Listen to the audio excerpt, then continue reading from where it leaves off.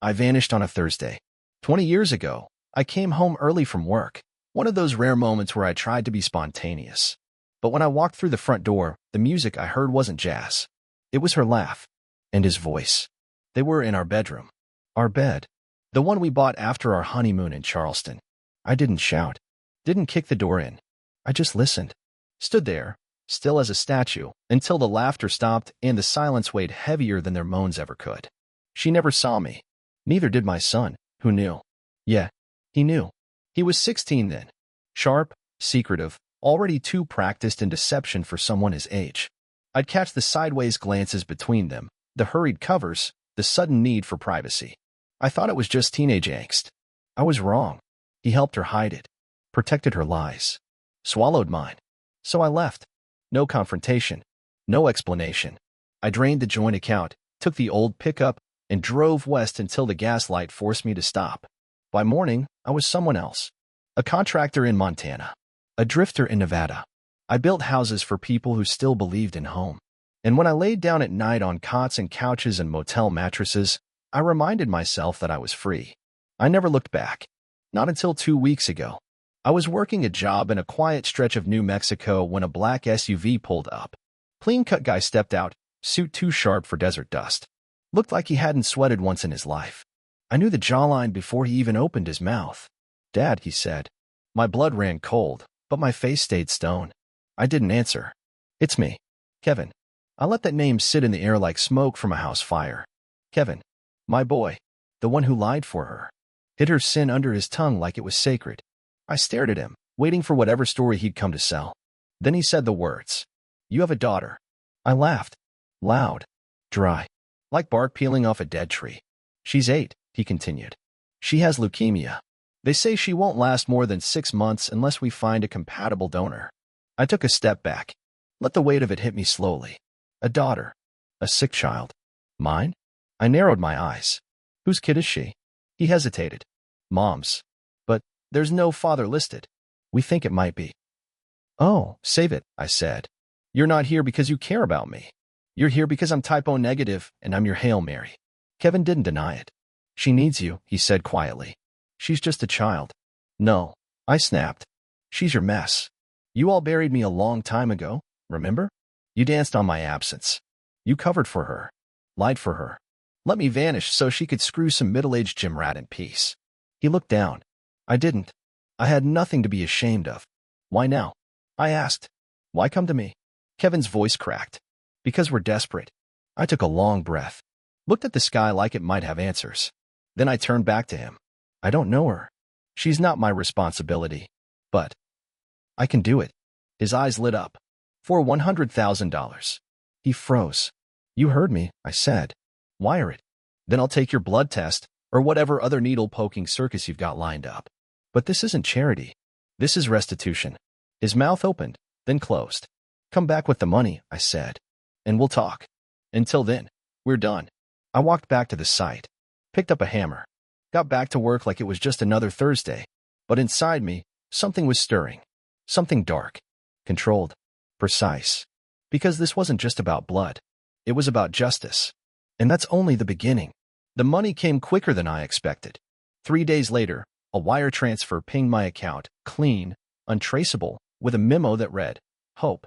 The irony of it made me laugh so hard I choked on my coffee. Hope? These people didn't understand hope. Hope was what I had before my wife's moans bled through our bedroom door. Hope was what I buried 20 years ago alongside every vow she ever broke. This wasn't hope. This was payment. Kevin texted me the clinic address. Private facility in Santa Fe. Top floor, corner office, full glass walls. The kind of place that tries to look like a spa, but you can smell the desperation in the air. Rich people's illnesses. Designer pain. A waiting room filled with quiet sobs and overpriced lattes. They had me in and out within an hour. Blood drawn. Swabs taken.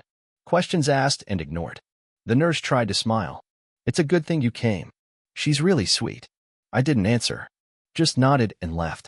That night, I sat on the porch of my trailer, a bottle of rye in one hand, and my old leather notebook in the other. I used to scribble blueprints and supply lists in it. Now, I wrote down questions I couldn't ask out loud. Who the hell was the girl? What was her name? Did she look like me? Or like him? The man who ruined my marriage, was he your father? Or was it me? And the one that kept scratching like glass in my throat. Why did Kevin wait so long? He came back a week later. This time, without the suit. Just jeans, a hoodie, and a face that looked like it hadn't slept in days. She's dying, he said, skipping hello. The chemo's not working. They're prepping for the transplant. You're a match. Of course I was. Because fate has a sick sense of humor. Does she know? I asked. My voice was rough. Didn't even recognize it myself. He shook his head. We haven't told her who you are. Just that you're a donor. Good, I muttered. Keep it that way. Kevin rubbed the back of his neck. You're not curious? I stared him down. You helped destroy my life, and now you want to play father-son catch-up? You don't get to be curious on my time. His jaw clenched. I was 16, and I was your father. We stared at each other, the past stretched out between us like barbed wire. I made a mistake, he said quietly. No, I corrected him. You made a choice. He sat down on the step next to me. Hesitated. Then, her name's Lila. I flinched. Not because of the name, but because of the way he said it. Soft, reverent. The way a man speaks about someone whose absence would kill him. She's got this laugh, he continued. High-pitched, goofy. Like she knows it's ridiculous but laughs anyway. She paints, too. Little canvases with unicorns and purple trees. Says grass is boring. Calls it green dirt. He smiled, but it didn't reach his eyes. She thinks I'm a hero, he whispered. I didn't respond. I couldn't. Because there, for a flicker of a moment, was the son I remembered. The one who used to ride on my shoulders and fall asleep in the truck cab on the way home from camping. The boy who asked me what love meant. And I told him, it means you don't lie. Not ever. What a joke. I'll be at the hospital, I said, standing up. I'll give her what she needs. But after that, we're done. Kevin looked up at me. She deserves better. She does, I said. And she should have had better than all of you. The hospital was a cathedral of sterility. White walls, soft lighting, and nurses who smiled too much. I met her for the first time the next day. They wheeled her in, small and pale, her arms dotted with bruises and tubes. But her eyes, God, her eyes, those were mine. Hazel, flecked with gold. Unmistakable. She gave me a weak smile. Hi. I nodded.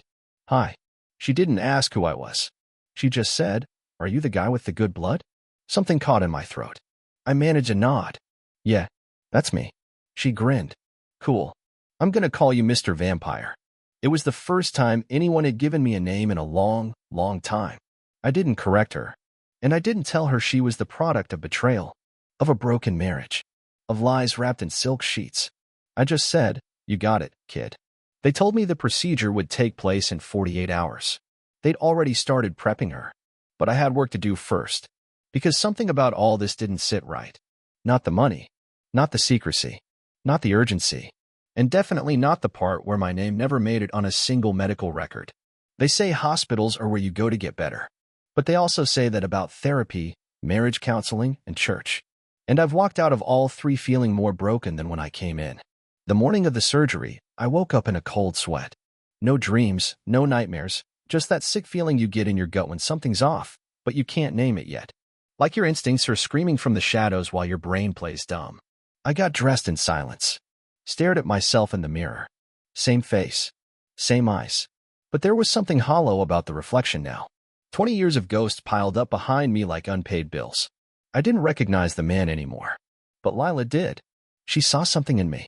And that terrified me more than anything. At the hospital, they checked me in fast. Too fast. No long forms. No insurance talk. Just a clipboard with my name at the top and a nurse with a pinched smile telling me, right this way, Mr. Hartman. Hartman. My real name. The one I hadn't used in years. I stopped walking. Who gave you that name? The nurse blinked. It was in the file. I clenched my jaw. Kevin had given them that name. He buried me once, and now he was resurrecting me without my say-so. I made a mental note to deal with that later. Right now, I had a little girl who needed a stranger's blood to live. I signed the forms. They strapped me down, tubes in both arms, and rolled me into a room that smelled like bleach and endings. And then I slept. I woke up 6 hours later with a dull ache in my spine, and the kind of exhaustion that felt like it had soaked into my bones. Kevin was sitting in the chair across the room. No smile. Just that same hangdog look he'd worn since the day he showed up. She's okay, he said. The transplant went well. I didn't answer. She asked if Mr. Vampire could come see her when he wakes up. Still, I said nothing. Kevin stood and walked over to the window. I know you hate me. Hate is too generous, I rasped. He nodded. I deserve that. No, I corrected. You don't. You deserve worse. He turned back to face me. So why did you do it? I looked him in the eye, and for the first time, I let the anger slip through. Because she's innocent, I growled. Because unlike the rest of you, she didn't choose to lie. She didn't get a say in being born into the wreckage you all built. And because maybe, if she lives, she won't turn out like her mother. Or you. Kevin looked like he'd been slapped. Good. But then he said something that stopped me cold. She's not Mom's daughter. I blinked. What? He stepped closer. Lila isn't Mom's. She's mine. Mine and someone else's. I adopted her after her real mother abandoned her. But biologically, she's yours. I felt like the floor dropped out from under me. What the hell are you talking about? He reached into his coat and pulled out a manila envelope. Inside, photos, birth records, and the kicker, a paternity test. I was the father. My jaw tightened. How? Remember Tracy? From before the divorce? You two had a thing. Short. You didn't know she was pregnant. She never told you. My stomach turned. Tracy. God. I hadn't thought of her in decades. We'd met at a contractor's expo the year before the end. She was fire and wind and whiskey, one of the few bright spots in a dark time. She didn't want to keep her, Kevin said. But I did. After she gave up custody, I raised Lila. Quietly. No one knew. I stared at the papers again. Then at him. You knew she was mine. And you still waited 20 years to tell me. Kevin nodded. Because I hated you. At first. And now. Now I'm begging. I felt something shift in my chest. Not forgiveness. Not even understanding. Just an opening. A crack in the wall I'd built. I pushed the papers back toward him. Get out. Dad, get out. He left without another word. That night, I stood outside Lila's room. She was asleep, curled up in a tangle of 4 lines and stuffed animals.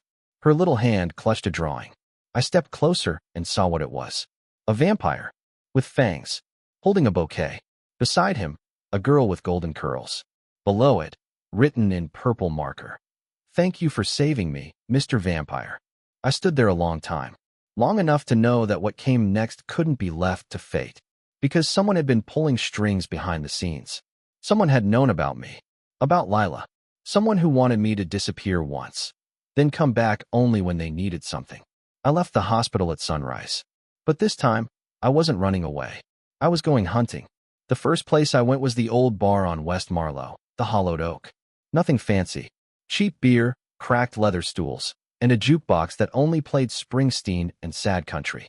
It was the kind of place people like me disappeared into when the world stopped making sense. Which is exactly why I knew Kevin had been coming here for years. I walked in and nodded to the bartender. Still the same guy, Chuck, looked like a tree stump in flannel. He stared at me for a second, squinting through the years. Then recognition hit him like a shot of cheap whiskey. Well, I'll be damned, he muttered. Thought you were a ghost. Close, I said. I need a name. He poured 2 fingers of rye and slid it toward me. People who come back from the dead usually want revenge. That what this is? I didn't answer. Instead, I pulled out the envelope Kevin gave me and slid it across the bar. Chuck thumbed through the documents. Birth certificate, test results, a photo of Lila with her mess of curls, and her oversized hospital gown. Then he stopped cold at the last page. The one with Tracy's name on it. Tracy Barlow, he whispered. You serious? I nodded. She disappeared after giving birth. Gave up the kid. Kevin raised her. But someone knew. Someone made sure I stayed in the dark. I want to know who. Chuck leaned in. You remember how Tracy left town? Barely. Just remember her saying she had a sick mother in Houston. She was gone a week later. That was the story she told everyone. But a week before that, she came in here, crying. Said someone threatened her. Told her to leave town or the baby would end up a problem. My pulse picked up. Who? I asked. Chuck took a breath. Your wife. I didn't move. Didn't speak. Just let the word hang there, heavy as an anvil. Claire. The woman who gutted our marriage and left me for dead. The same woman who sat pretty behind Kevin's shoulder every school meeting, every holiday photo, every fake family moment like she hadn't knifed me straight through the soul. She'd known. All along. She knew Tracy was pregnant. She knew the baby might be mine. And she didn't just cover it up. She removed it from my life like it was a stain on her white picket fence fantasy. You sure? I asked, low and quiet. Chuck nodded. Tracy was shaking. Said Claire showed up at her apartment. Told her to vanish. Take the money, and forget you ever existed. And Tracy took the deal? What choice did she have? Chuck said. She had no family, no savings. Claire made it easy. Paid her off and swept the pieces under the rug. I downed the rye. My hands were shaking, but I kept them flat on the bar. Rage didn't have a place here. Not yet. Claire had always been calculated. Cold, even when she smiled. She wore her cruelty like perfume. Light, intoxicating, and invisible to anyone who wasn't paying attention. But I'd seen it. Hell, I married it. I drove to her house. She hadn't moved. Same fake colonial at the end of Crestview Lane. Same manicured hedges. Same white shutters. Same blessed family sign crooked over the porch. It looked like a Hallmark movie threw up on it. I didn't ring the bell. I waited in the truck.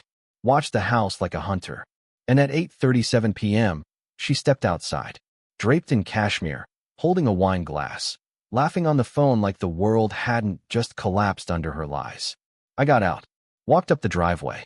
She turned, mid-laugh, and her face froze. Oh my God, she said. Evening, Claire. She lowered the phone. You look different. Yeah, I said. That's what 20 years in exile does. She straightened. The years had softened her face, but sharpened her eyes. Snake eyes. Cold and unreadable. What do you want? She asked, voice tight. I smiled. The truth. All of it. Claire laughed once, bitter. You don't get to ask questions. You left. You made sure I had a reason to. She didn't flinch. You threatened Tracy. That got her. A flicker. Barely a twitch, but I saw it. I don't know what you're. Save it, I snapped. I know everything. The payoff. The threat. The whole scheme. You wanted a clean narrative. No scandals. No kids that weren't yours. You carved me out of my own life like a cancer. Claire's lips tightened. I did what I had to do. No, I said, stepping closer. You did what you wanted. And you taught Kevin how to do it too. Her chin lifted. He was protecting what mattered. Yeah. I growled. And now he's watching his daughter die because you didn't have the stomach to tell the truth. Claire didn't respond.